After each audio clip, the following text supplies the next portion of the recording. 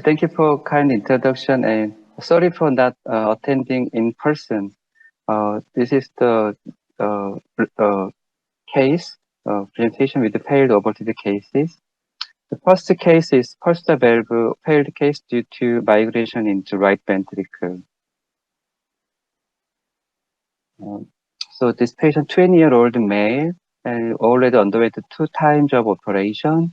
And the last operation was limited transcranial alveolar widening. When he visited, the patient showed severe PR. RV-EDVI was more than 200, and the MRI showed the feasible status for valve implantation. And echo showed we could think this is the feasible to implant pulsed valve from this view. And CT also showed in this view generally straight shape, but lateral sagittal view a little bit enlarged proximal alveoli and a little bit small distal valve site. And SNE angiography showed RAO cranial view showed overall straight shape with proximal alveoli aneurysm. And lateral view showed a little bit tortuous nature with also proximal enlargement. When we measured the diameter from RAO view, distal biopsy site 28 millimeter, and just before biopsy site was 24.5 millimeter, and the lateral view showed overall about 28 millimeter.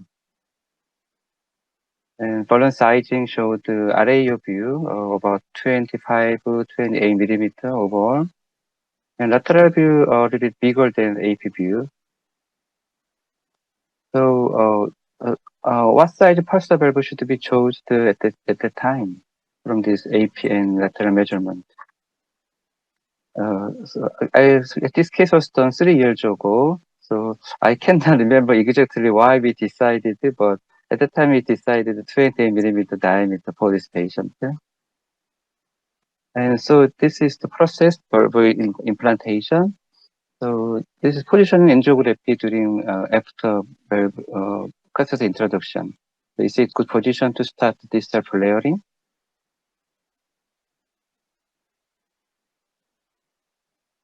And during implantation of the valve, what's wrong from this process?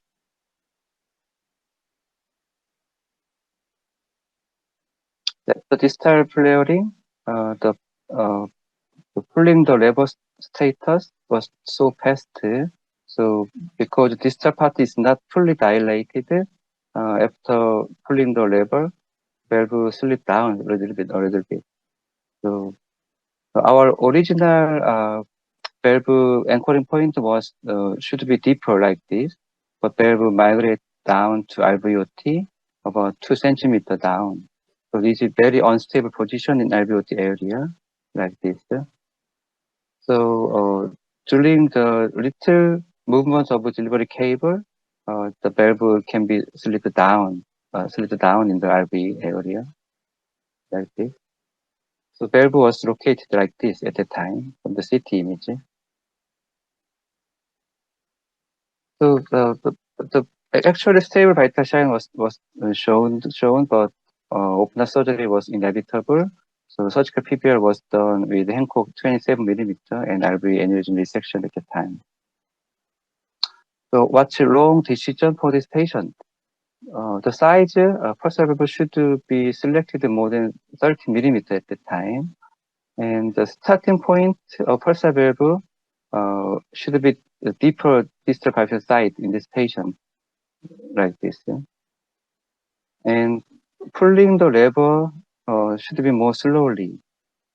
After this, usually pulse valve, rolling the knob clockwise, we can make distal flaring, and pulling the lever, we can pull deployment.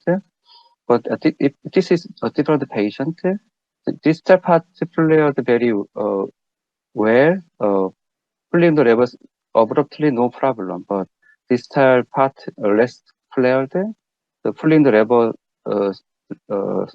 process should be very slow for the stable anchoring for anchoring.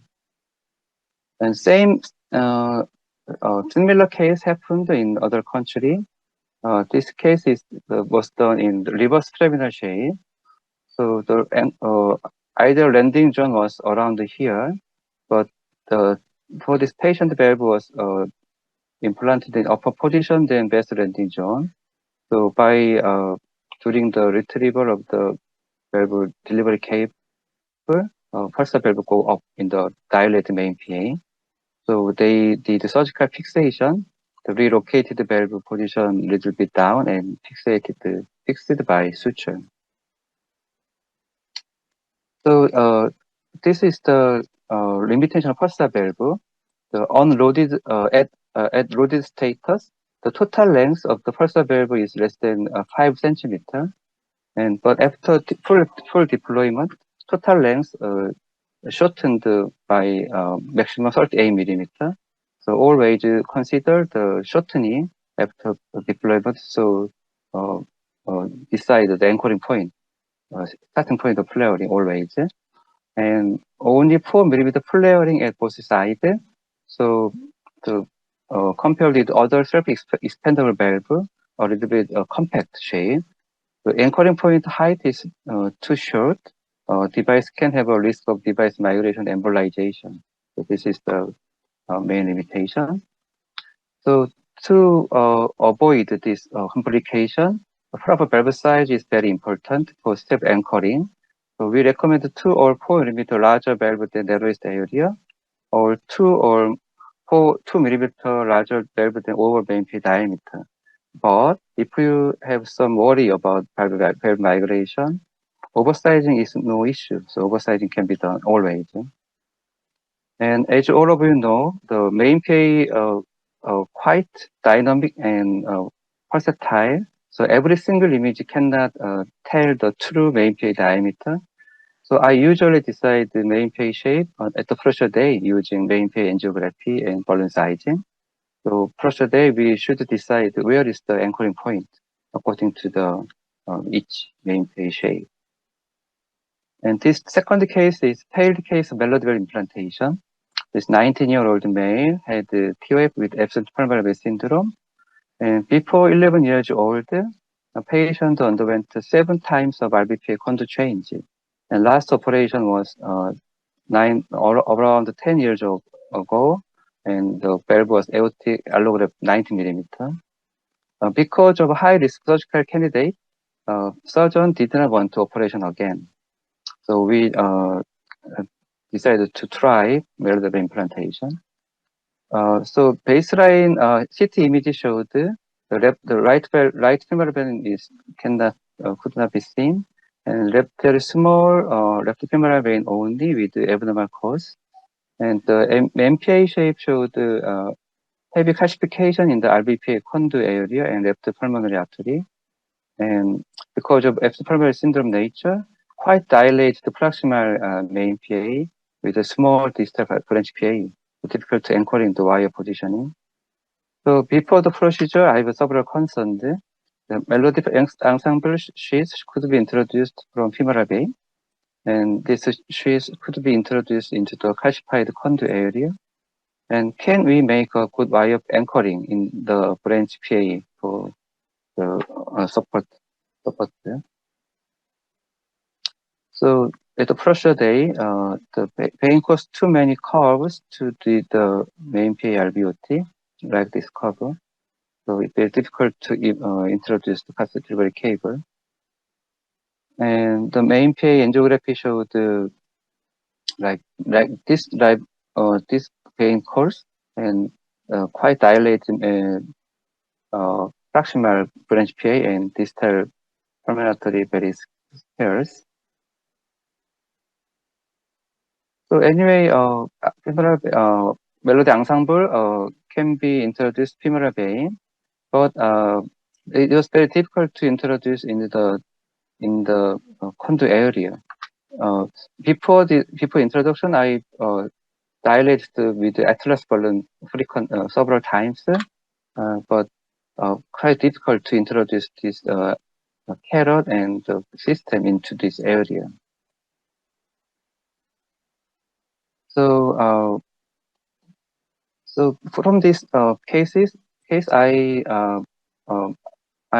knew that we need enough main page space for melody ensemble system introduction. This heavy calcification in RBB conduit and reptilian artery, very difficult to introduce this 10 centimeter length of the steep area of the melody ensemble. The balloon was not enough. And if possible, distal main phase stent may be helpful for ensemble introduction, but this case was not done because of heavy calcification. So we aborted this case at that day. So this is my last case. This is the famous saying of Bill Gates. It's fine to celebrate success, but it's more important to heed the lessons of failure. Thank you for kind attention.